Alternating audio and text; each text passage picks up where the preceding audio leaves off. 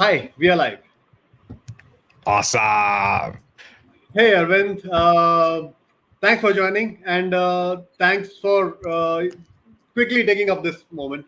I'll take 2 minutes to I'll take 2 minutes to give you the brief picture about the beginning of this project. Right, then we'll proceed to your conversation. Right. Sure, please. Started this project as a experiment to talk to people like myself into product and experimentation in the career. So the day I announced, the interesting thing that happened, I wasn't really serious. I just said I want to talk to 30 people like myself, right? Sure. Second day of posting that, some acquaintance from the CEO of Games to Win company, they said, if you really want to talk to people like yourself, the product managers, you wanted to interview them in a real live candid format. Why don't you interview for my senior product manager role? I was like, okay, it's getting serious now. Now I have a situation, I have the JD, so I actually got some audience from there. People started saying, I want to do it now. Okay, let's do this. Let's do this. I mean, I will ask questions. I need to ask questions, right? That's all I need to do. Technically, conversations, right? So it went good. First 3-4, candidates came out to be not serious product managers, but they were aspiring to be. So I was like, okay, let's do it. Then after a few conversations with real product managers, I figured that people are hesitant to go live for a real job role, and announce to the industry that I am looking for work, and talking about their life story in an interview format or live broadcast on LinkedIn and Twitter. People were not really interested in doing that. Right. Like, okay, I think I need to pivot from here to somewhere else. Then I opened the platform for general conversations. So I have this thesis written in the form of 5 series of articles. The topic is conversations. The bigger concept is education technology technically. So I would say that's a 10 years project. Out of that, the smaller part is about conversations, because I believe everything, at the core of everything, there is everyday conversations. Everyday that comes into picture with. So I'll tell you the titles.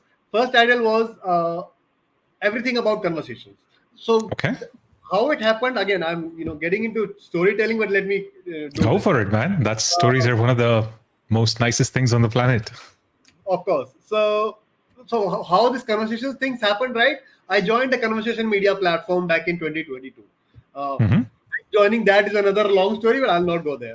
Sure. So when I joined them, it was called conversation media platform. So I was like, okay, let's figure out what is a conversation. Let's understand the concepts and the dynamics and the dependencies and assumptions and people in whatever is inside. So I started with an article, everything about conversations. I started writing what I'm doing these days, what I believe is a conversation. Literally copied the definition from Wikipedia and tried to break it down into multiple parts and described it in my own words. That was about everything about conversations, right? Now, what is conversation? The first question came in. So second article was, what is a conversation? I was like, started defining the conversation and this and that. Third article came out to be the tough conversations, because a lot of things were going in my life. I felt like, there is some tough part which I don't understand. But the article starts with, tough is technically just an emotion. Move the emotion out of the picture, then the real things happen, right? This reminds me of that Naval Ravikant quote, right? One of the easiest, I might be mistaken, I might be paraphrasing here, but one of the best ways to succeed in life is to look at the non-emotional response to any situation. Yeah. And so if you forget that it's tough, then the conversation might become significantly easier. Of course. That also happened just because of one of my mentors. My conversations in my career of, I would say, official part of the career, right, were like, I'm not sure what is happening. The other person seemed to be not saying what I'm trying to say, not understanding what I'm trying to say, and I'm not able to understand what they are trying to say. I was like, there is something tough part. So I talked about this with my mentor. They were like, no, forget the tough part, forget the difficult part, forget what they are saying. Read between the lines, what they want you to understand. okay, Right. now something, right? So there was tough conversations. Then it came down to me. So I was Mm-hmm. talking about myself, conversation with myself. Now, Mm-hmm. how comes into how who am I? Why do I talk to myself? Mm-hmm. I also realized that I'm not really good at uh, completing the projects. So I used to start with something and I never used to finish them. So consistency was missing. So Mm-hmm. last couple of years, I realized this part is missing. So if you understand the channel name of the channel, right? The Mm-hmm. frequency consistency framework, right? Mm-hmm. Now that is coming into picture. Now I'm trying Awesome. to open up myself, understand what I wanted to learn. I learned it. Now I'm creating kind of Applying a it. template to for the world out there. Let's Right. see. Right. That's It's great. That's great. still into my mind. Yeah. Wow, where did I go now? So Well, that's I can just say I'm happy to be here and hear this from you. So thank you for that, sure, Hadi. sure.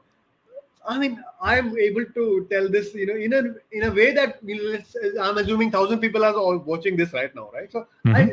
I still believe into all of these things. So after writing down 5 articles, Mm-hmm.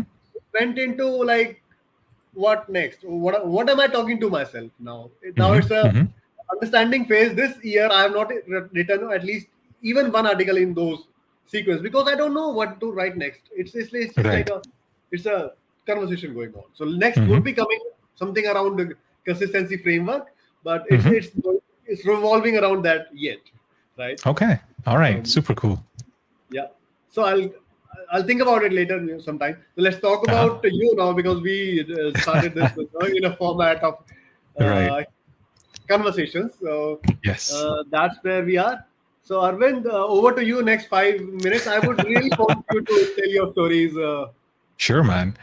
So my name is Arvindh Sundar. I'm from Bangalore in India. And right now I am focused on helping founders increase their revenue for whatever business they have by using the power of authority, right? And the way I do that is with a gamified growth framework that I called the game plan.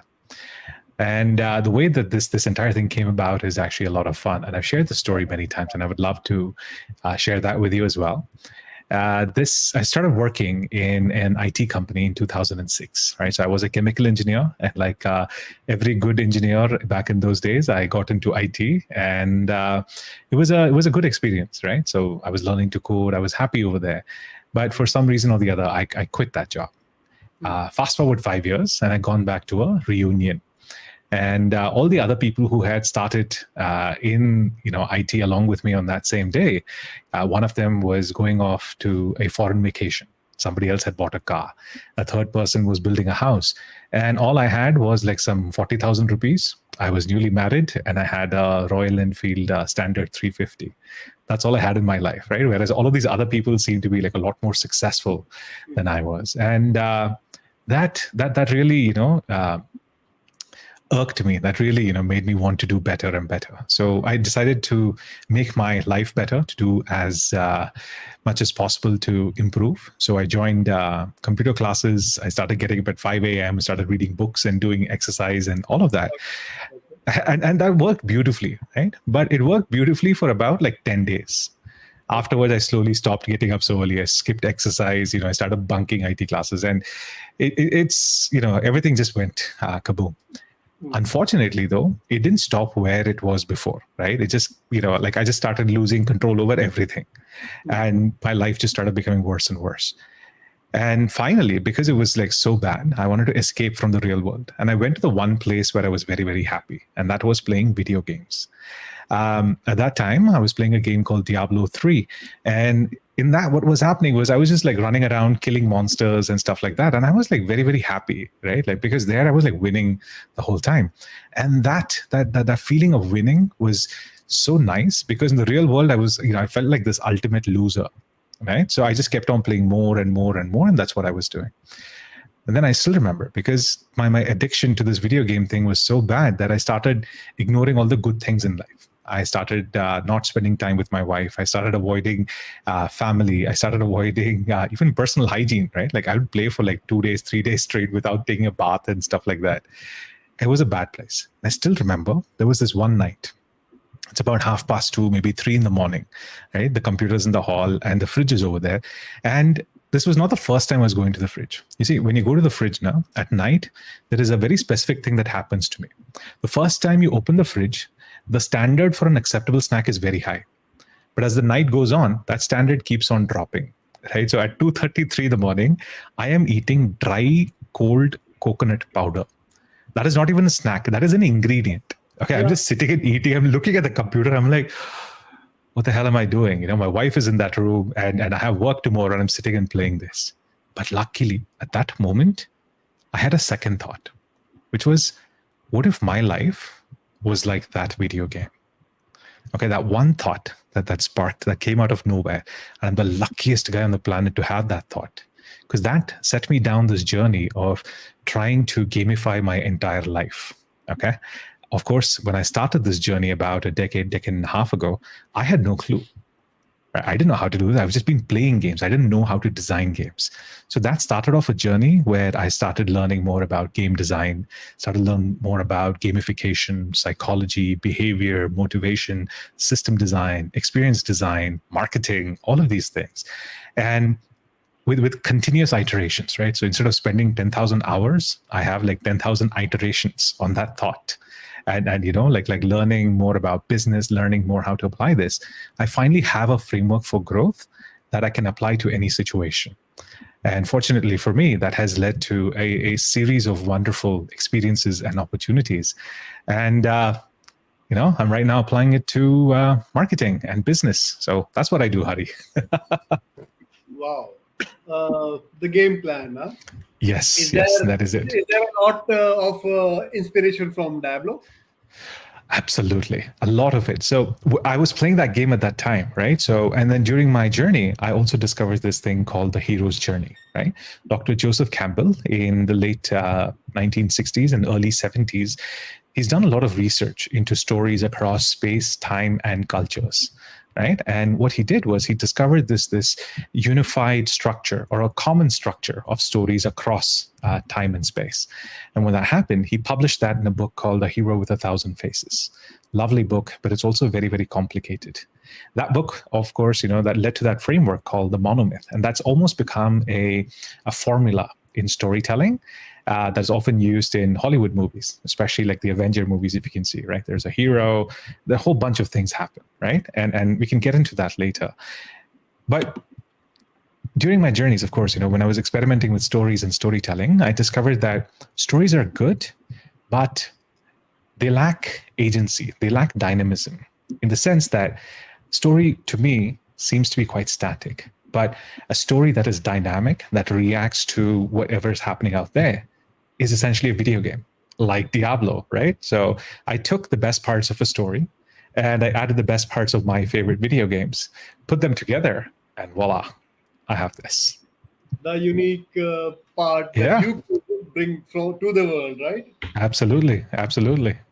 Wow. So let's talk about this game plan, maybe, in short. Mm-hmm. Sure. Wait. We'll jump to that in a bit before that. So the day you have got that revelation, right, while playing that game, that if your life could be that game. Yeah. What happened next? What did you do? I still remember there was this old maths notebook, like the one with the boxes that we have, like an old notebook that was lying around. And I tried to create my own skill tree, right? Now, a skill tree is a common aspect in role-playing games where I can invest points to become better and better at a particular skill, right? So for example, let's say if I wanted to become better at public speaking, for example, right? The first step in public speaking would be, hey, get comfortable going on stage, right? The second thing would be get comfortable speaking for 1 minute on stage. Then step 3, you would keep on increasing your skill and the complexity of the task until you hit that specified goal. So I still remember that night I was sitting and I was trying to figure out what would be all the different skills I have and how can I deploy them to make myself successful.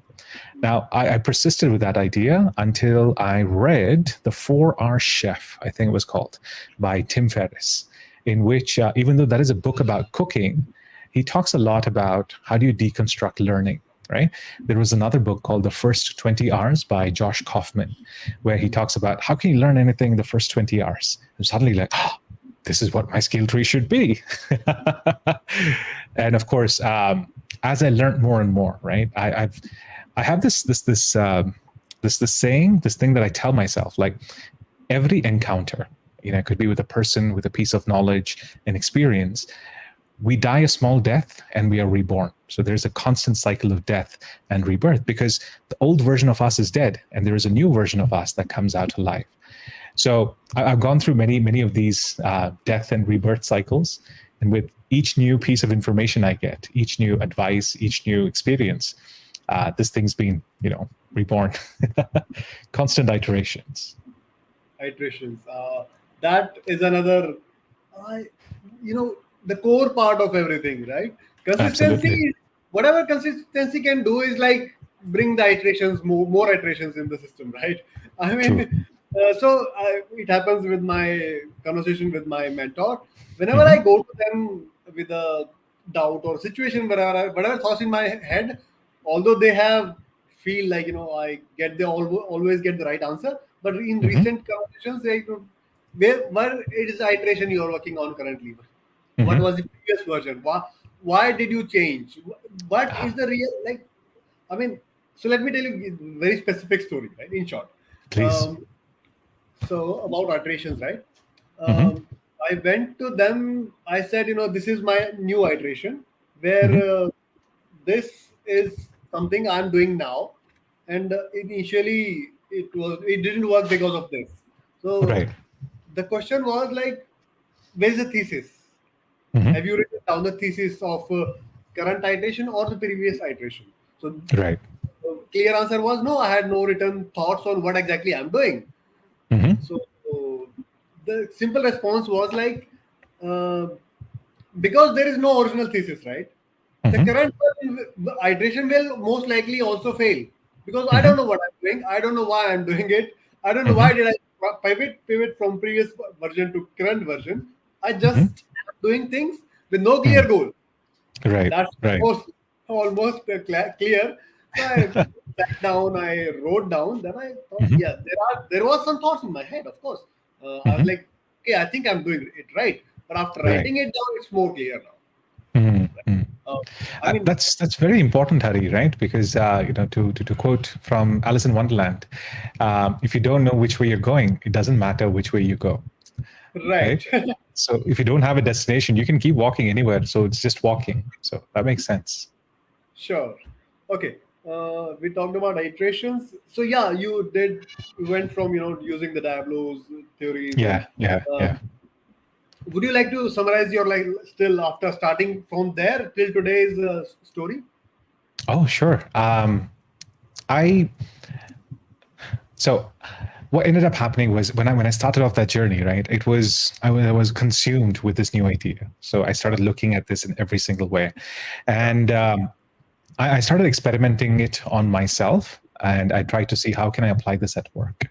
Then I realized that there is a very specific way, because I was in advertising at that time, and I was the content and tech lead at Ogilvy in India, in Bangalore, and when I started applying all of this, I ended up picking up some skills in copywriting. I picked up some skills in programming as well, and it was a good experience because I could say like, okay, now that I cleared like level 1 in writing, so now let's get to like level 2 and then level 3, right? So I kept on leveling up my skills that way, and this obsession with, hey, how can we turn real life into a game, led me to experiment in a variety of other ways as well, right? So when I hit the boundaries of what I could do at work, I decided to set out on my own.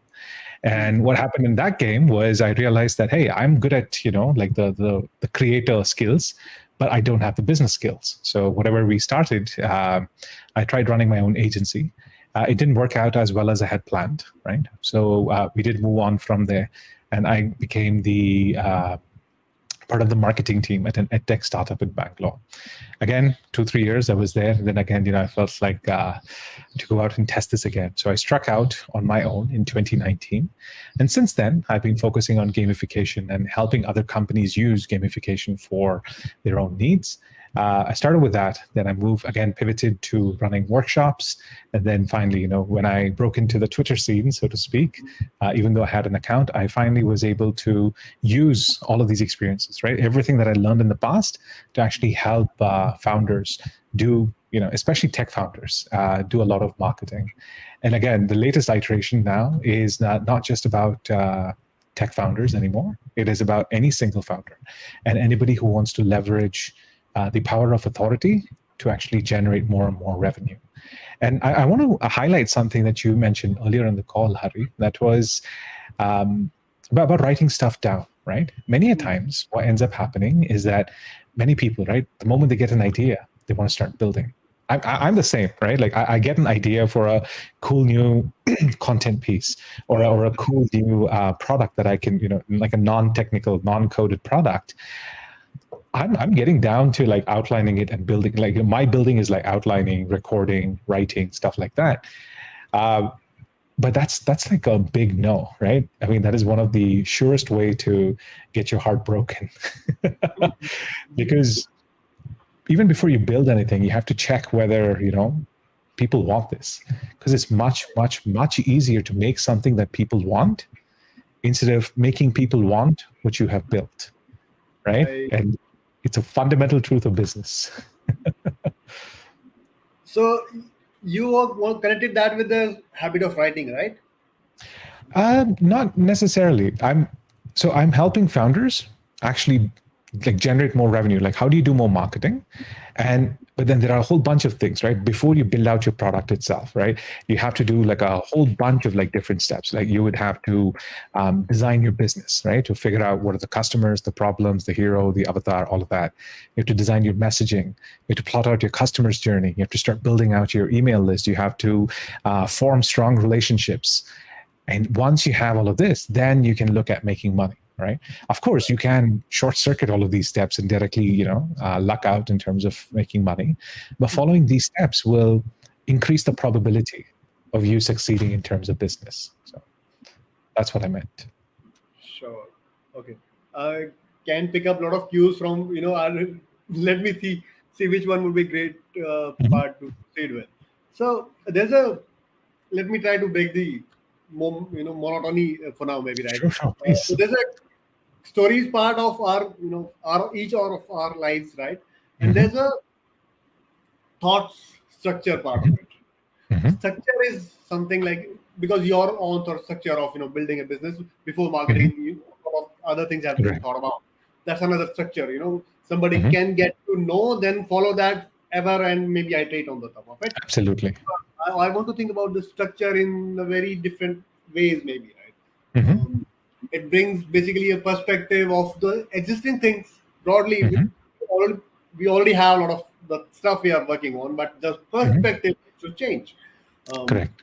The right questions need to be asked, right? What exactly I want to do. I may be asking myself a lot of questions every day, but still the very right questions that maybe where I want to be are somewhere hidden somewhere inside some revelation. It's like that. So let me bring the concept of dying. You added one, right? Yes, death and rebirth.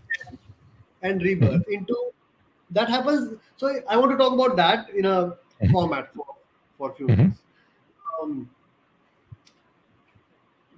You told a story about moment of revelation when you were playing a game. I'll tell you. So it's like I can look at the story of my life in a moment again from last 12, 15 or 20 years. Right. There has been changes in my route, where I want to go. I change the models slowly. Not this now, I'll go there. Not this, I'll go there. Even my father used to complain, dude, you don't stick to one thing. I don't know why. But, so again, and there has been growth, right? I started as an engineer. After 1 year of my college, I was a founder. no means. I didn't even want to be a founder. I did not know what is a startup, right? Mm-hmm. I started building a website. My Sure. friend said, "We can build something like that." I said, "Tell me what you want me to build. I will build it." Later, I realized I'm a founder of a startup also. Back in 2012, it was not that, right? Mm-hmm. Everybody was not talking about startups. In my Right. college, nobody knew even what is a startup. And I was the first batch out of my college, so that was a new college. So there were no Right. seniors, so there was Right. nobody Right. I could look forward to. Mm-hmm. That second startup happened, third startup happened. All of them failed until 2015. My father supported me like, dude, you can do whatever you want. Mm-hmm. Okay, I was like, I still was doing, but my friends were like doing jobs and saving money and traveling countries, and I don't know what. Then I was like, dude, it has been almost 5 years out of college now. Let me try to work with someone and learn more, something. But Mm-hmm. suddenly, I was pitching the investors. One of them was like, dude, you might want to work with someone, and I can refer you. Mm. Okay, I'm also thinking about it. Of course, my venture is not working. I know, Right. but I was pushing for it. Give me some money. I'll try it now. Right. Okay, then I joined another startup. I stayed with them for almost 3 years. There were a lot of plans changes. I've joined them for some time. Moment of storytelling, right? I was fired in one month. I was like, you don't Okay. fit there.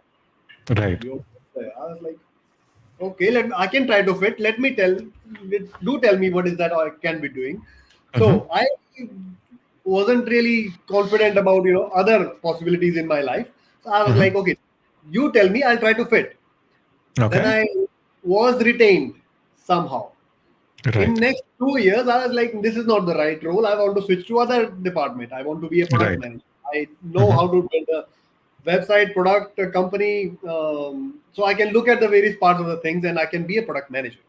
I Mm-hmm. tried, but I was pitching within the company. I was like, not allowed. You're not allowed. So the impression I had created, and then at the end of the day, that was I would say, the core of it, right?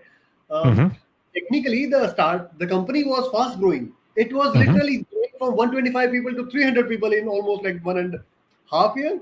It grew fast. We even the company bought a new building. Mm-hmm. I was I was copy pasting Excel content sheets from here and there. I wasn't feeling worthy enough. I was like, no, this is not you want to be doing, dude. So I was Uh-huh. in touch with the product team. They knew me. This is the person who looks at things differently. So whenever they saw me, they're like, this person is bringing some complaint in the software we are building. I was like, yeah, this is the image I've created. Fine, give me a chance in your team now. Mm. No. So after almost 3 years, it was almost going to be 3 years, they asked me, dude, you don't come to office from tomorrow. Mm-hmm. Like, okay, what does that mean? I don't know. So that happened for the first time. First time is always special. So that day, I Of will course. still remember. Like, I reached office. I went from my hospital where my father was admitted. I Mm-hmm. was like, okay, this is a good day. That was family is taken care of. The office understands me where what all I need to do. I was even thinking like what all I can do in the office to add more value. And Right. suddenly company says, from tomorrow you're not required. I was like, okay. Uh, I That was must have like, been brutal. so again, the mind is like, okay. I mean, I adjust to the scenario very quickly. I believe so. So it was Mm-hmm. fine. But another kind of interesting thing in that moment was I was almost engaged, actually engaged, Ah. Okay. about to get married. Right. I was like, okay, I don't know where to go now. Right. This is, I don't know, is okay. Someday these stories have to come out, right? Um, True. True. so then I was like, okay, now of course I needed the role change where I wasn't feeling good enough. Then yes, I got a chance to be push more into where I want to be. Mm-hmm. So I actually felt thankful in after a few days of feeling that shock. I Yeah. said, Yeah. company, thanks to the team for taking that action. That from today I will be on a path I want to be. Mm-hmm. Mm-hmm. That moment also, the duration, I also went through a certification to get into that role. So Okay. why the marketing part is important, because I wasn't able to market my own journey of careers or Yeah. failing multiple startups. Um, as a worthy role to for a product manager, at least, which I was wanted to be in, Mm-hmm. within the company, outside the company, everywhere. Mm. Then marriage came, so I had this 2 months of duration where I was Sure. company pays you for that. In that duration, I kept that secret from a lot of people, and I decided to take my last shot. Until last 15 days I will try it. I got a Mm-hmm. chance, somebody gave me a chance to be a product manager from Very nice. 2018. So I had to jump from Delhi to Mumbai to just to get Ah, that role, because I wanted to be okay. into that role. I could have Right. stayed. No, I not Bombay, not there. I will go there. So family was like, "Why are you going? You are getting all about to get married soon." No, I need this role now. I need this Mm. opportunity. I went there. It went good. In 4 months, it was like actually almost 5 6 months. They were like, "You are not required now." Mm. Okay, it happened. It has happened before. I understand, and fine. After that, I went to joining another company. Then I Mm-hmm. was married. So I had another few days to look forward to. I Right. then I was like, okay, I will find it either in Mumbai or Delhi because family is here, wherever it Right. is. There was another. Actually, I'm going into quite details, but yeah. So, in short, the second startup where I joined, I managed my family here and being in Mumbai. So I negotiated 15 days Mumbai, Mm-hmm. 15 days house, working from home. Back in just before the COVID, I would say it was a Uh-huh. quite interesting learning part. Mm-hmm. Um, where yeah, then COVID happened. Like company said, you're not required from tomorrow. I was like, okay, we'll find something else. And then I was Right. married, but it was Uh-huh. work from home scenario, so I had to look for something on the internet. Okay, Right. um, then I found something. I worked with them, then working for almost like it was a small team of 5 people. But somebody working in US, that was called something like AI was some jugaad into something, not really AI. I could see the inside of it, which Mm-hmm. is what I understand. Right? So in 1 month, they said not required. You're not really adding value. Mm. Okay. Um, then I joined, had to look for another opportunity, which was like I was okay with. I now know this is what happens in life, right? Mm-hmm. I have heard of the mass layoffs, and Yeah. uh, every business needs to support something, so they have to do this every day, right? True. Which is fine. So I joined somebody. In 3 months, they also decided to shut down the company. I was like, okay, it happens. It was a small team of 10 people again, because somehow. Um, then somehow I got a chance to join a large company, very first time in my career, but Uh-huh. that was remote. Financial Right. technologies, I was the beginner, no knowledge of the industry, no knowledge of the technology they use, how they process, how they proceed, how the Mm-hmm. payment happens. I did not know the ABCs. Learning did not happen. The chaos within the company, the remote culture, there was no in person, nobody knew. And the scale they were working on, of course. And I would say I've not got that exposure to where, I would have added a lot of millions of values, right? Or at the end, it was like after 6 months, they said, you're not adding value. Okay, Mm. fine, I understand. I was about to be a parent now. They supported me somehow, but of course, it was okay. Okay, now I need to go somewhere else. I got a chance to join another company, conversation media platform, where there was another quite quick story. So I was following that company since the beginning of time, more than five Okay. years. I was pitching them my ideas. I was pitching them problems like your product is not working here. Your product is not working here. I was giving them feedback. So the company almost it was a small team of like almost 200 people. So Mm-hmm.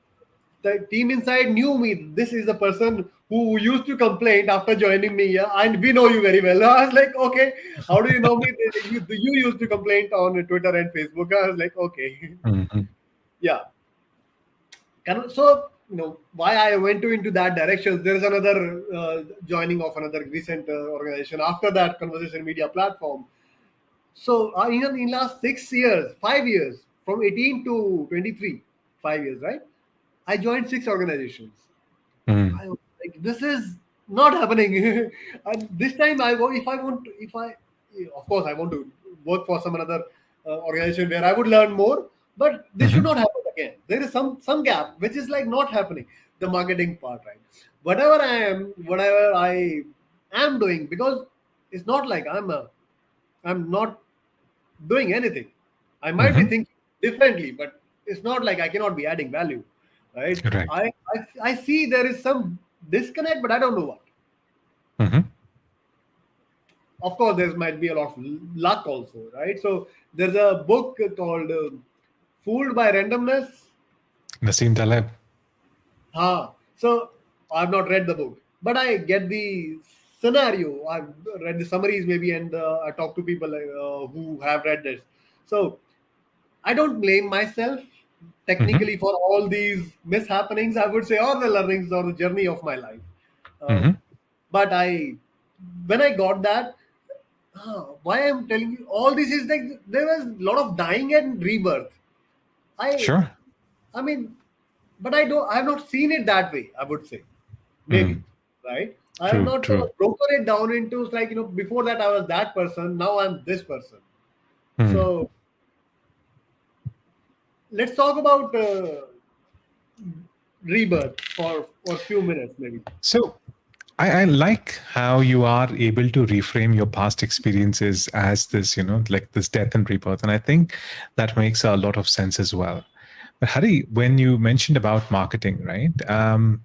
There is a lot of potential for you to theoretically position yourself better to essentially to give you a little bit of an insurance policy, if you will, right? And the way you could do that is by positioning yourself online as someone who has particular expertise or authority on a particular topic, right?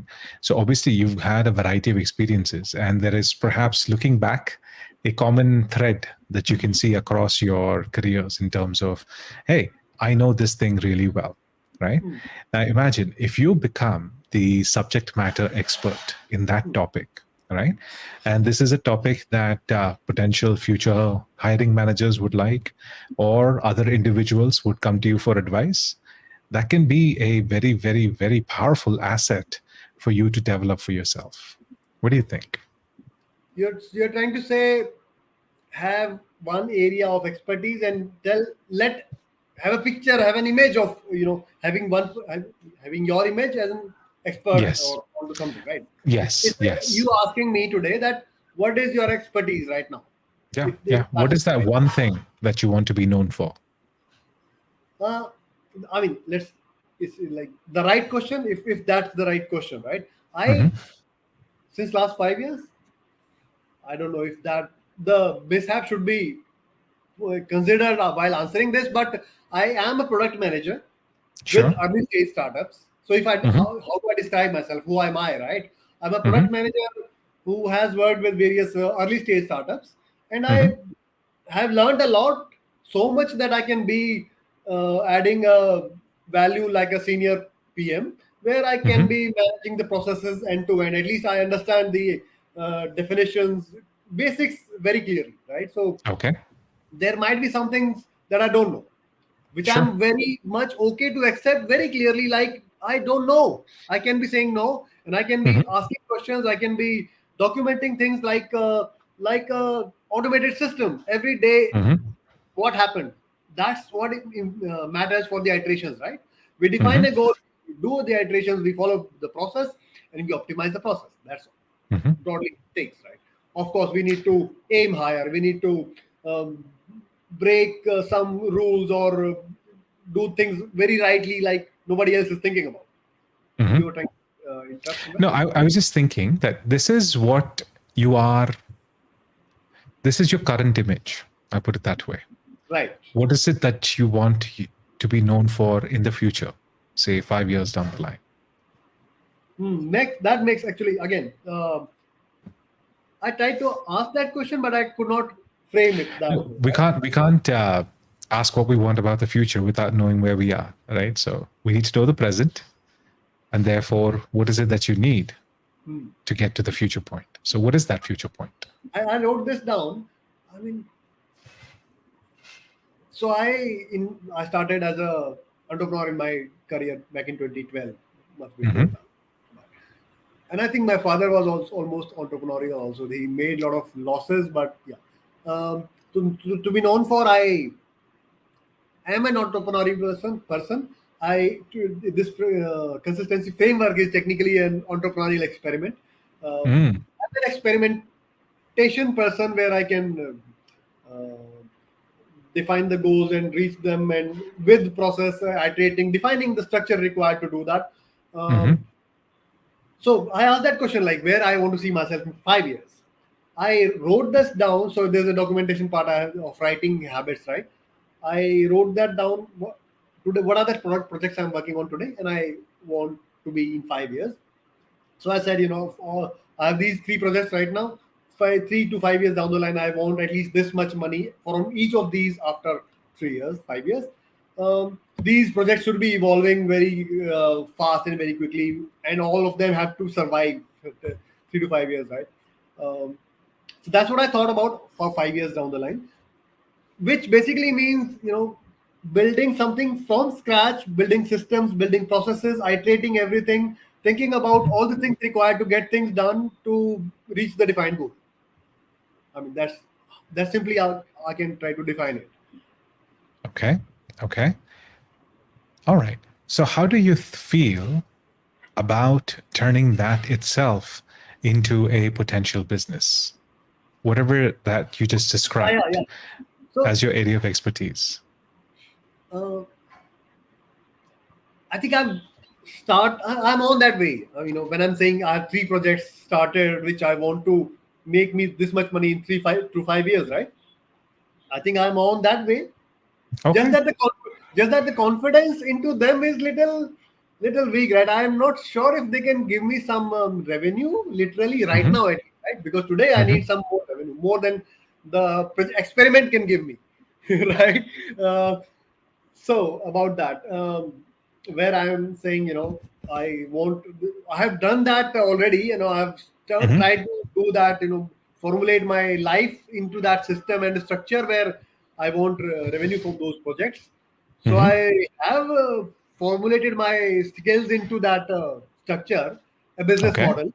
Mm-hmm. Um, Is yeah, the yeah, consistency framework a potential money making opportunity for you? yes. Okay.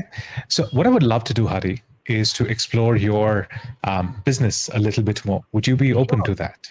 sure. I would Okay. love to talk about it. Awesome.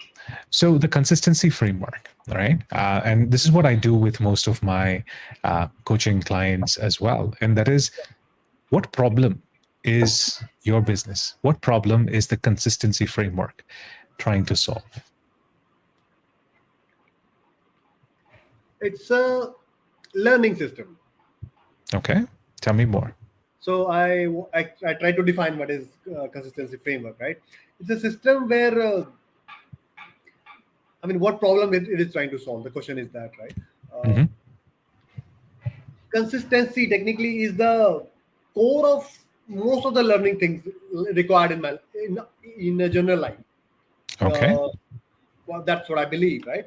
Mm-hmm. Whatever it is learning about, it is about learning or achieving some goal or being into some particular state we want to be. Mm-hmm.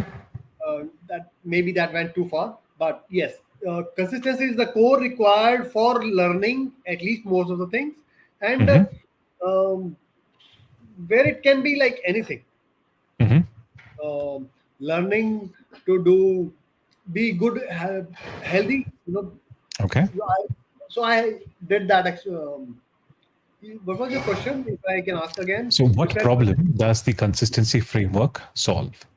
So it's about learning, right? So the system helps people learn whatever they want, in a structured way for let's say some particular duration, Mm-hmm. being with them as a consistency partner.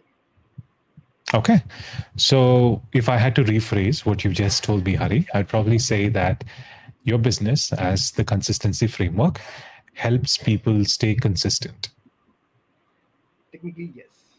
Okay. No, the reason why I'm asking this is, I'm here. I've spent the past X number of minutes chatting with you. But if you had to talk about this business with somebody else, right, you would need a very precise and a crisp Of course, way of very telling them, right? So you help people be consistent. Now, the word people is very broad, right? People can be anybody from my 65-year-old mom to my 5-year-old daughter, right? right. So do you have a particular type of people in Hmm. mind? Who is it? Basically, the target audience. Yes, precisely Right. that. Right. Uh, that also comes into picture. So I did that. I have so this consistency framework has multiple possibilities. I started one project under consistency framework that was called uh, Morning Walk Consistency Challenge. Okay. I literally walked with the camera every day with the Instagram live. Walked Hmm. for 5-10 minutes and talked about I'm talking walking. This is the day one. This is day 10, 20, 20, 30 until the end.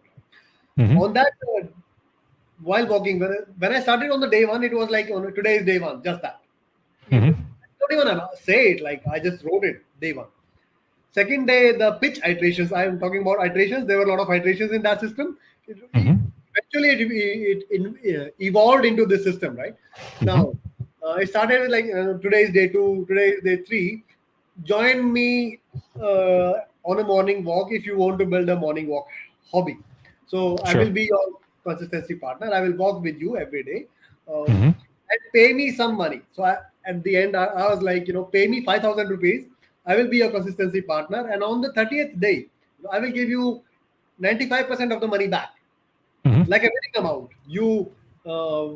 You challenge yourself to walk for 30 days. You walk with me. I will be your consistency partner, and you walk at least 27 out or 28 out of 30 days. Hmm. Uh, if you are able to complete that challenge, I will give you the money back. It will be like a Hmm. winning amount, but it is your money. I'll keep Hmm. 5-10% as a I would say the fees Fees. or commission, right? Now, when I asked that question, like as a internet poll, almost 20 people in one group, almost 20 people in another group, or maybe some people on LinkedIn also responded with yes, we want to build this habit. Uh, Nobody literally joined me. I continued that morning walk program for 3 months. Recently, I went through some my own health issues, so I broke that cycle somehow. But this conversations came into picture. But yes, literally, that's a model that has been built. Now I'm going to Hmm. continue that as a literal consistency framework, part of the consistency framework, where I'm helping. Look, you're talking about the Your um, target target audience. audience. Target audience. Now, the target audience is who people who want to build a morning walk hobby. Hmm. Right? I was very clear. Okay. Whoever wants to build a morning walk hobby is my target Hmm. audience. Hmm. I tried to convey how can I help. I tried to convey, what could be your aspirations for actually doing that. Money. Sometimes I stopped talking about also the money. You don't talk about money. I will even pay Hmm. you for joining me live. Nobody joined me literally. Some of them even said. So one of the my iterations also felt like let me do it like this. Let me invite someone. I will pay them if they won't join me for 30 days. Maybe Hmm. at least 1,000 rupees, 5,000 rupees, right? But I will build some audience from there. If somebody joins me for 30 days regularly, maybe Right. so more people will get to know about this project. Hmm. Nobody came into picture. Why I'm talking about this? No, so there's no point of I've not found the audience. The pitch might need to improve. The Hmm. message to a lot of people. I No, no, might hold on, need. hold on. Before we go into that, you just mentioned something very important. You have Yes. not found the audience, okay? And that is okay. The reason for that is sometimes you can find the audience, sometimes you can choose the audience. Right. What I mean by that is, let's say if you want to do this consistency thing, right? You want to help people stay consistent. But right now you haven't found a group that wants to be consistent, right? But you could change this to say, hey, I can help authors be consistent, or I can help college students who want to study for exams be consistent. I can help athletes who are training for marathons stay Hmm. consistent. You see what I'm saying? You may not have found someone, but you can definitely choose, right? And I've often found that choosing an audience in the beginning is a good way to help, get the ball rolling, so to speak. I chose an audience already, right? Which one? The people who want to walk People in the who want to build mornings. a morning walk habit. Right. So you tried this, but you weren't able to, attract the Yes, necessary attention that you right, wanted. right. So we should do what I believe is your favorite thing. We need to I did. iterate the audience to find someone perhaps with a different habit that they want to be consistent with, Hmm. right? And a good rule of thumb, a good metric that you can look at is who are the people who have the most painful problems if they're not consistent, right? So let's say that if there is a like going on walks, okay, it is necessary, it is important, it is healthy, and if I say anything else, my wife will kill me. I'm joking, uh, but the idea is that it is not an absolute necessary thing to do, right, for most people, because obviously we don't care enough about our health. But what is something that is absolutely necessary to stay consistent with? Right. So you have to Okay, so find those kind of people, and then you have to say, hey, I repeat can that be question, your please. consistency Repeat partner. that question, please. Yes. Who is someone, all right, for whom consistency is absolutely non-negotiable? They have to be consistent. Otherwise, it is very painful and harmful for them. Uh, that question, I think, is again, of course, subjective. Mm-hmm, People, some people feel like it is important, it's necessary. mm-hmm, Some people feel mm-hmm. like no, it's not necessary. No, I don't know. I don't know why I need to do this every day. Yeah, yeah, yeah, absolutely. So even my younger brother, I tried to push him all my life. It's like, dude, wake up. He's like, no, I don't need to wake up now. Mm-hmm, mm-hmm, So I could not even get my younger brother to build that habit, but it was like mm-hmm, he did not even want it. Like it's not necessary for him. Some people mm-hmm. want it, but not today. I want to go for the morning walk. I want to build this habit, but not today. Right. That tomorrow never comes. Uh-huh. Yeah, it happened. It was fun. All So right. where we are going from there? I mean, we were talking about the See, audience. There was business, some yes. iterations. So, yeah. So to summarize this, right? The way I am seeing your situation, Hari, is that you are a specialist. You are an expert in helping people stay consistent, right? But what you do need to find is the right set of people to stay, that you can help. That is your audience, and a particular problem that can be solved with consistency, right? However, this situation is very typical of many founders that I've had the honor of working with, and that is they often have a solution in search of a problem, right? And that is a very difficult sell, right? And this usually happens because um, we as founders are naturally inclined towards specific things, right? So and it takes a lot of effort and hard work and usually external advice and support for us to realize that I need to find the problem and then I have to go find the solution, right? Otherwise we end up making something and then we're trying to get people to buy it. Instead, we want to make something that people want. Right, right. In the back of my head keeps on asking like, this is the question I need to ask now. No, not this question. You want to- But yes, you said um, iterations and about business. Again, I think I lost my question. But we're talking about why what I can be doing about consistency. Uh, The way I would recommend that you approach this, Hari, wait. I go got on, this. Yeah. please. So rather than actually looking at like I got that part about bias, right? We are Mm-hmm, inclined about some. We have a solution. Somebody is looking for it. I know. I'm inclined towards. I know somebody needs it. Somebody needs to go for the walk. I can help you this way. Maybe I need to change my page somewhere, but somebody mm-hmm, needs it. I know that. mm-hmm, Somebody. There are people who want to build a morning walk hobby. mm-hmm, They can be helped. mm-hmm, That's the facts. I mean, I would say the first principles. There are mm-hmm, people. I've talked to a lot of people. They can be helped because they feel they want help also, and there's a possibility, of course. Though I believe there's another fact. So, Hari, I have to break your heart with a couple of the most important rules of marketing. Okay. Number one, everybody is a liar. Okay. What I mean by that is, and I don't mean this in a bad way, right? What I mean is like, I want to get fit. Arvind, personally, I want to get fit. But me wanting to get fit does not equal me wanting to take action. So when you tell me like, hey, you should come on a morning walk, I'll be like, yes, yes, yes.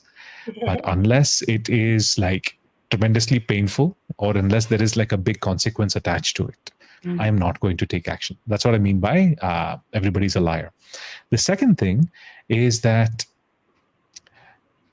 I usually say like, you are not the hero, right? If you're considering this as a story, the customer is the hero, right? So what we have to do is we have to build our business, design our experiences around the customer themselves, right? Now, you enjoy walking, and therefore, you decide like, hey, there are other people as well, but people are liars, and this is an experience that is built around you. Of course, it'll be a fantastic thing if you can find people who match the same interests. But if not, that's going to be a big, big, big challenge, right?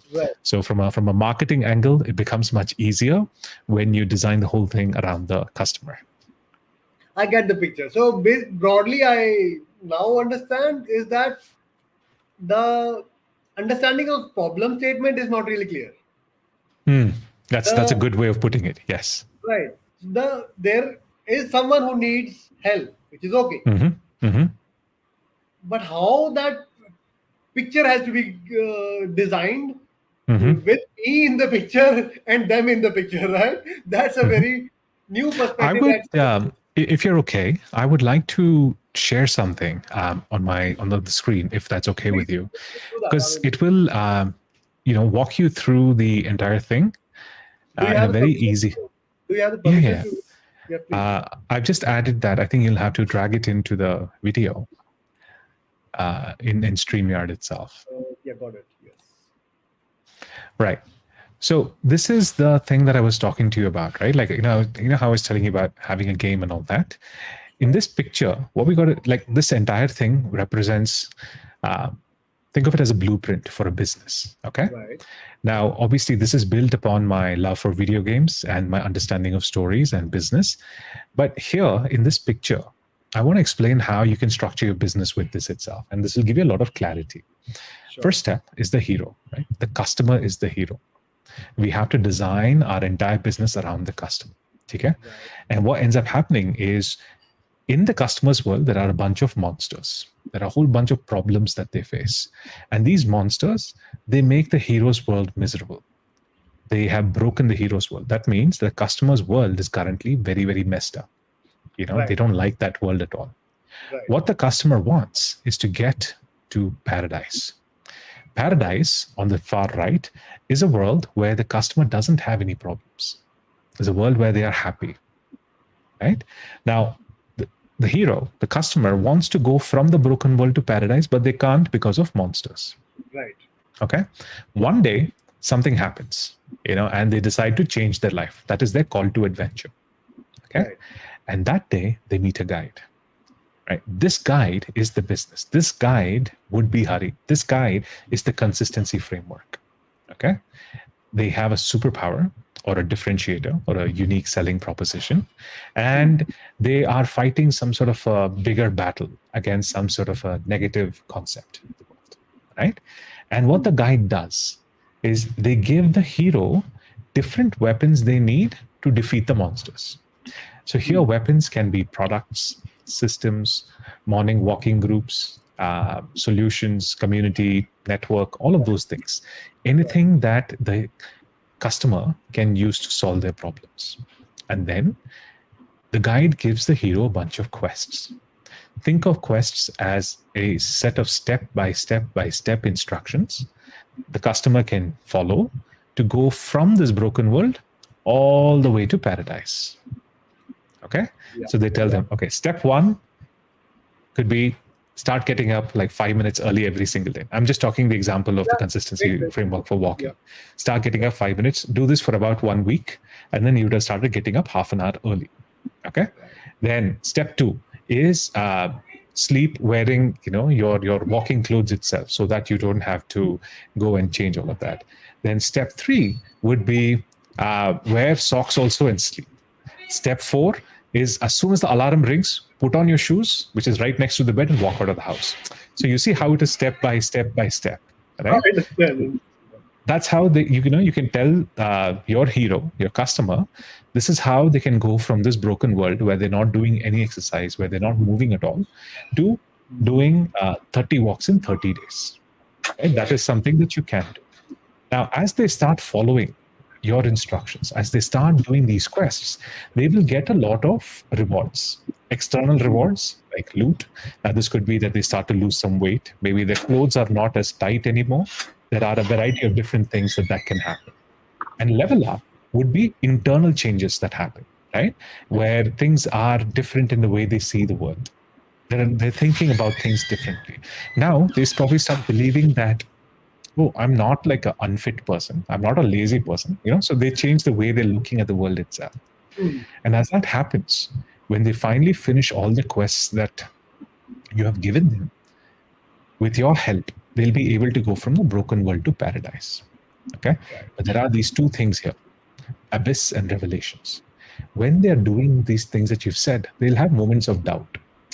I don't want to do this. I want to go back to sleep. Or, I don't think I can do this for 30 days. Oh, I had, like a late night at work, so I want to sleep in. There are different things that will stop them from going on their journey. That is the abyss. And the revelations are the advice, the motivation, the key insights that you, Hari, as the guide, can give them so that they can go from the broken world to paradise, so that they don't give up. And when you look at your business using this lens of the game plan, what ends up happening is suddenly everything has a place, right? So in this, you know that you are the guy. You know that you need to find a hero and you need to find monsters. Consistency framework is just the weapon. But you need to find that hero. You need to find that monster. You need to make sure that this is an important enough or a painful or a scary enough monster for them. You see what I mean? I get the structure. There is a place for everything. It's not, if there's no place, it's like nowhere. Correct. Exactly. I had just wanted to share that because I thought that, hey, that could help you in terms of looking at your business as well, right? I see. So if I try to actually visualize, some of the things are already there, right? Some of the things are not really defined. Like there's no place. The place is empty. There's no answer in that spot, at least. Exactly. But yeah, when this activity of videos, talking to 30 people came into picture, I was thinking about how actually I defined when I was in the phase of doing the iterations from morning walk activity to other activity where I could find some audience. I was like, let me try to create maybe videos, talk to people. Then suddenly a collaboration came into it, and I was like pushed into another direction altogether. But actually, I loved it in a very new way. So, happy to share that, Hari. No problem. Perfect. Now, although we've completed our stipulated time, but I would actually want to talk about this business, the second business, maybe the marketing. Yeah. So this videos, right? If I talk about marketing, right, the copy. After doing it for almost, hello, you're making. Hi, I can see you. So you're freezing in between in just a second. It happens. Hello. Go on. I can hear your audio, but your video is frozen, unfortunately.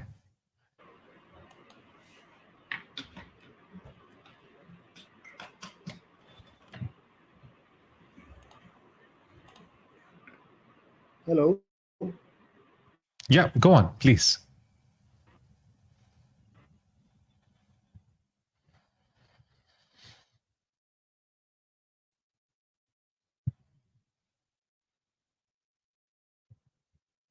Can you hear me? Hi. Yes, you're back. Welcome back. Thank you. Uh, so I was talking about the videos. So I mean, of Hmm. course, there's a lot of iterations required. Until this moment in my last 12 years of Twitter journey, also LinkedIn, and Hmm. even where I recently started on YouTube, I don't really have an audience yet. Hmm. uh, even so I started with not really, so I don't even have a very clear picture on how to build the audience, where do I go from now, Hmm. here. um, some comments on that, because I understand, if you ask me, like, Yeah. people should be able to see me as an expert into at least one thing, then Yep. there Yep. might be some audience. If I'm talking True. random, of course there's nobody coming to talk to me. Why do I somebody want to Hmm. do that? Hmm. And Hmm. of course, I have not followed people who I believe are not into anything, right? So it's not random. Mm. So, So broadly, um, I have some answers, but yeah, so there are multiple ways that you can figure this out. yeah. The fastest and the easiest way is I've actually created a free YouTube course for helping people exactly in your situation. So I'm just pinging you the link over here. It's arvindsundar.com/course. That is the quick answer, right? But the in your situation, Hari, what I would recommend is you figure out what is that one thing that you want to be known for, right? Hmm. And if you do, and I was in your shoes, where I have so many different things that I want to be known for. In that situation, best thing to do is to set 6 months aside for each thing that you want to explore, right? That the Hmm. fact that you have a finite end date for each experiment makes it much easier to commit fully to this thing, right? Instead of riding multiple horses, you can ride one horse part time and another horse part time, so that Yeah. becomes a much more easier thing to do. In your particular case, Hari, I would say I think you should invest a lot more into storytelling, right? You seem to have a natural knack for it. You do have a lot of experiences and you have that innate desire to share. A Hmm. book called Story Worthy by Matthew Dix. It's a fantastic book and it teaches you how to tell better stories, right? And that alone can help you really improve the way that you're telling stories. And if your main area of focus is on telling stories, is on getting stories and using stories for marketing, then that is something that you can do consistently, right? It doesn't matter which domain you're focusing on because you're still telling stories. And YouTube is something that you are naturally inclined towards, so it's going to double down on that. So that would be my recommendation. Number one, learn about storytelling from that book, Story Worthy by Sorry, Matthew but yeah. Dix. Yeah. And the second one is Toastmasters. Are you familiar with Toastmasters, Hari? I am familiar with. What Uh-huh. are you trying to say? Listen more or be Or join join. as a Go speaker? there. Yeah, join as a speaker. I've had the good fortune of being in Toastmasters in the past for about 2 to 3 years, and I must have given upwards of 100 speeches. Right, I've given it in front of audiences of like 2 people, and it's gone up to like maybe 2,000 people. And when you are able to construct your message and articulate your thoughts in a way that that can be understood by a large audience, it is a wonderfully profitable skill to have as well, right? And it's one of those skills you can apply in any situation, whether it is a job, at home, at family. It's a great skill, and I would recommend because you already have that, you're already like way ahead of others in the sense that you already have you already have the content, you already have that interest, and you're already taking action, Hmm. right? Now with Storyworthy and with Toastmasters, you can like start multiplying the Hmm. efforts of your actions, like the results of what you're going to be getting. And like in like 6 months, you can be like a top-notch storyteller, man. No problem. Okay. If, can you spend more time, few minutes, talking about storytelling? I have a call that is starting in 15 minutes, so I could probably Sure. spend like about 5 minutes before I have to bounce. What would you like to know about storytelling? Yeah, that's so about storytelling. I mean, if I've been through a story, I can tell it like, the best I can. That's Mm-hmm. one of ways of I can look at it. Mm-hmm. where I might be lacking. I don't know. So yeah, where I might be lacking into the storytelling part. Mhm. Do you have I some don't think it's so. Here's the thing. Many of times, right, when we normally say that, hey, I want to tell you a story, right, we make a couple of mistakes, right, and this is again me quoting things that I have learned from that book, Storyworthy, right. One is we so in the book Storyworthy, Matthew Dix talks about 5 seconds, right. Every story has to be about this 5 seconds of change. In the story that I told you about myself, it was about when I was sitting there eating that dry coconut, and then I realized, oh, what if my life was like a game? See, there was that transformation that happened, right? Most of the time when we tell stories, there is no transformation that happens. It is a steady tone, like it's like going on a highway. Instead, what we need is like a roller coaster. We need that masala, right? So for that, we need to learn how to find that 5 second moment where there's that transformation. That's number one. Number two is we often think that only like the most amazing things, the big things in life are what we can tell stories about. But no, even the smallest of things in life, right? Whether, like, for example, you and I, we've lived for a long time, right? You are at least 30, I'm guessing. Is right? that accurate? Right. So in 30 years, this past 1 hour we've spent together, it's very, very tiny fraction compared to 30 years. Right. But just about this encounter itself, right? This has changed us in some way. So we can find a story in this. For me, it would be like today, when I send out my daily email, right? I'm going to be saying that, hey, I had this chat, and before the call I was like this, after the call it was like this, and this is the lesson that I got from this. Right. So even though it was just a 1 hour conversation you and I had, right? What you don't know is that my mom, she came like knocking on the door, and because I had the mic, you didn't hear it. And she came and she gave me coffee and she went, right? And now there itself I have a story now, right? Like there are a lot of things that happen behind the scenes that others don't know about. Some things are good, some things are bad, but just by sharing these things that happen behind the scenes, we become more relatable. And that is a great way to do marketing. So you see how I did that. I took an ordinary thing that happened, my mom coming and giving me coffee when we are talking, and therefore I was able to extract the story. You see that? So this is just one example. Of course, there are a lot of other things that go into this. And there are exercises in that book also to find more and more stories. So I thought that that could be helpful for you. I got the part. I think I got the gist of it. What I understand is that the storytelling needs to improve a lot. I think, look, on a scale of like 1 to 10, right? I would rate myself at about a 6. Okay. And I think you are probably at a 3, and most people are at a 1. Okay. So what does that mean? It means that there is plenty of scope for all of us to improve. Yeah. And the more stories we tell, the better it is going to be for us. Of course. Perfect. So let's wrap it up. Yes. Thanks for your time. Anytime, Hari. I understand you have another call, and I it's do. been an hour, 12 minutes. It was the best of last 9 conversations I had. Thanks again, Arvind. Thank you very much, Hari, for the opportunity. I really enjoyed it as well. And please, if there is anything I can do to help you in terms of, figuring out your authority, storytelling, business, please don't hesitate to reach out to me. I am here to help. Sure.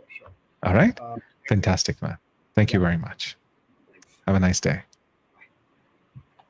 I'll wrap it up. Thanks, guys. Tomorrow, I'm planning to add some new sessions soon, so I will announce on the platforms we do connect every day. Thanks all. Bye. Bye-bye.